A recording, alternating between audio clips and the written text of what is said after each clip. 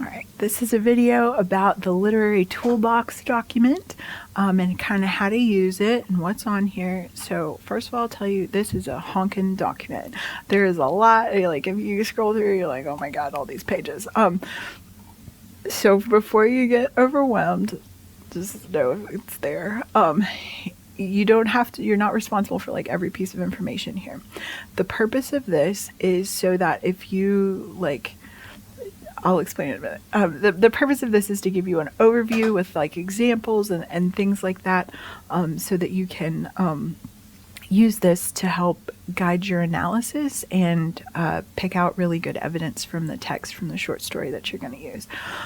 So in order to effectively analyze literature, it's good to know all these different words. Just like if you're going to learn to work on cars, you're going to build, take them apart, put them back together. It's good to know like what the parts are. So that's all this is. That's why I call the toolbox. It's just like what the parts of literature are. So something that I want you to kind of think about as you read is the interplay in literature between abstract ideas and concrete stuff. So I don't have a video about abstract and concrete. Maybe I should make one. But when we talk about things that are abstract, in literature at least, we're talking about things that are like not tangible, like they're not in the real world. So ideas, feelings, big stuff. So like freedom and love and justice and friendship and brotherhood and addiction, like these are all things that have bearing in the real world. So like addiction can play out in really concrete and specific ways in different situations, but this idea, like the idea of addiction itself or the state of addiction, is not really something that you can touch or feel or describe what it looks like in every scenario, just like love. So we have these abstract ideas that are really important to our lives, right? Friendship, motherhood, right? But they don't really gain a lot of power until they're tied to something that's concrete. Now, concrete items or concrete words are going to be things that are in the real world. So concrete would be like a piece of actual concrete that you walk on the sidewalk, or it would be like a coffee cup or a marker or a computer. So anytime you hear about concrete words, that's going to be stuff that's real, stuff that you could pick up and throw at a wall, or you could kick it. It's like tangible. It's in the real world. You could describe how it looks, how it smells, that kind of thing. So the interplay between abstract ideas and concrete things is how we create meaning. So motherhood doesn't, as an idea, is powerful, but it's not specific. So motherhood is going to maybe mean different things for each of us, and because it's going to play out in different concrete ways. So Sunny's Blues that you're going to read for this unit is struggling with a couple of different themes. Themes are abstract. So like addiction and brotherhood are themes in Sunny's Blues. They're abstract ideas. And the author is using the mechanism of story, of like writing a story about it, using concrete things like dialogue and description and all the stuff that's in the story and action and that kind of thing to like explore those themes. So this interaction between abstract and concrete is really important because that's how we make meaning. That's how things become specific. So just keep that in mind. So at the top of this literary toolbox document, you have an overview of like the key terms. So plot, setting, characterization, theme. Theme is a big part of this essay you're going to write. So you're going to pick, all these stories have like a few different themes. It's the central idea. It's big ideas that the work is dealing with. So big ideas that the short story is trying to bring to life through concrete descriptions of setting, through the concrete like plot, movements, the concrete setting, the way that people interact.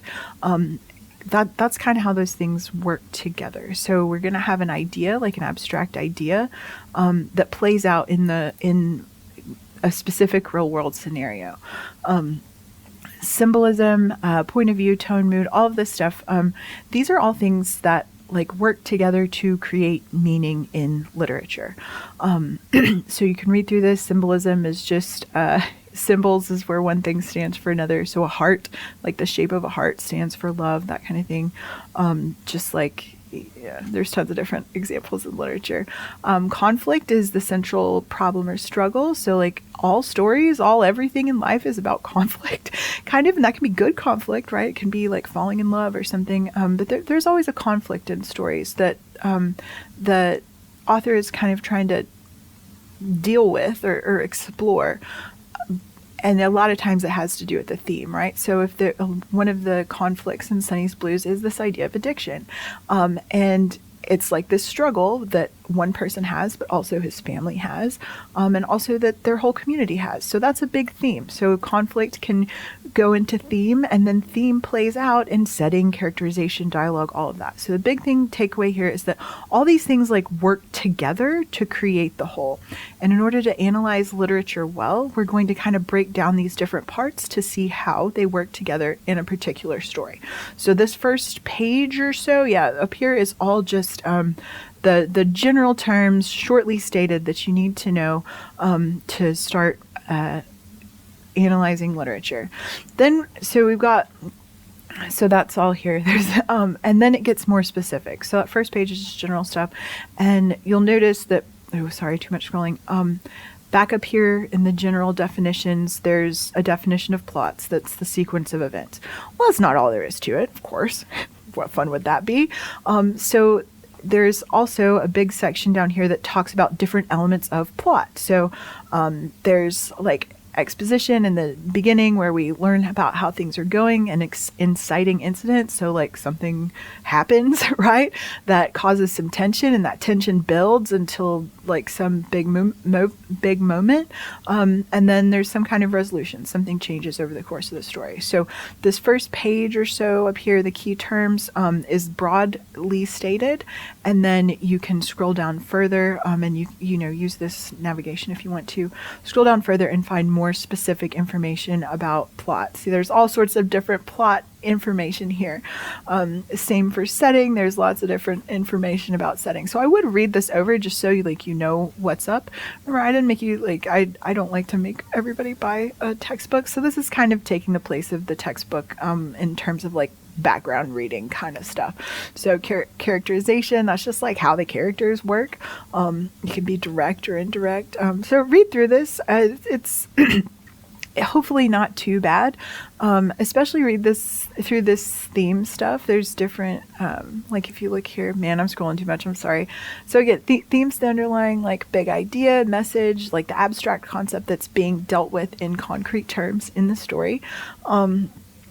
So, and stories can have different themes, and depending on who you are as a person, you'll pick up on different ones. So theme can come out through characterization, it can come out through events in the plot, it can be part of the setting. So Sunny's Blues and The Thing in the Forest, the setting is really important. So the big thing here is that you're learning how the different parts of literature and kind of how they can work together. So nothing really stands by itself. It all kind of it joins together to create some meaning. So one thing you could do to write your essay after you like read through all of this stuff would be to think about, oh, hey, maybe I'm going to write about Sunny's Blues. That's the one I just read because we're doing it. So it's what's on my mind.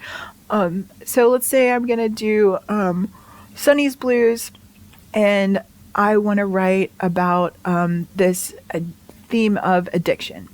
One way I could write about it would be to explore how the characters deal with addiction personally and in relationship with each other. And so maybe I don't worry too much about the plot in my essay. You don't have to cover all ground. You just want to cover the ground that you're covering well. So like if you don't want to have to mess with plot, just worry about characterization. If you don't want to have to mess with characterization, worry about plot. So it's really just picking what you do want to write about with this story. You could also, especially with Sunny's Blues, you could write about how setting influences things. Again, like you don't have to do all of this stuff in your essay. It's really just more about knowing what the parts are, how they work together, and then picking the point of interest for you. So maybe you're interested in the setting of the story. So that's how I would use this document. So read it over once, the whole thing, just so you know kind of what's what, and you get familiar with some words.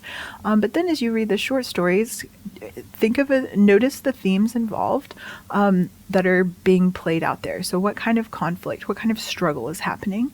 And then think about how those abstract themes are being brought to life with concrete things like setting and character. So let's say we wanted to do like an analysis based on setting of Sunny's Blues. So we could go over here and we can scroll down. Do I not have a setting thing? And we could do a whole thing about setting. So say you want to write about setting in Sunny's Blues. This section is going to give you an overview of how setting works. And it's going to give you more specific sorts of things more specific ways that setting can interact with other literary elements.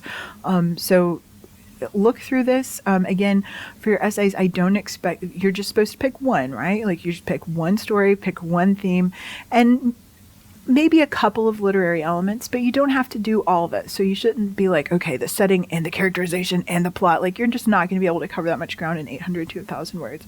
So maybe pick one thing. You want to work with setting and how that influences the theme of addiction in Sunny's Blues. That's a great essay. Lots of people have written that one and it's really good.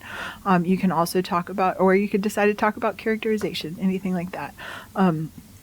So just know that this is here. We will use this document like throughout the semester. I'm not going to go over like every single thing in here because it's just too much. And I think you can get the idea from reading it. But that's how you should use it. So read it over once. Keep these things in mind as you read. Look for how the different themes that are there, so the different big ideas behind everything that's happening in the story. And then, come back here before you write your essay and see, man, I wonder if I could write a story about point of view in how I was, after I was thrown in the river and before I drowned, right? Because that one's going to be about how going to be from the perspective of a dog. So maybe that's a good way to do it. So again, you don't have to hit every single point of this in your essay. This is just trying to be kind of comprehensive so that you have choices about what you can write about and so that you understand how literary elements work together.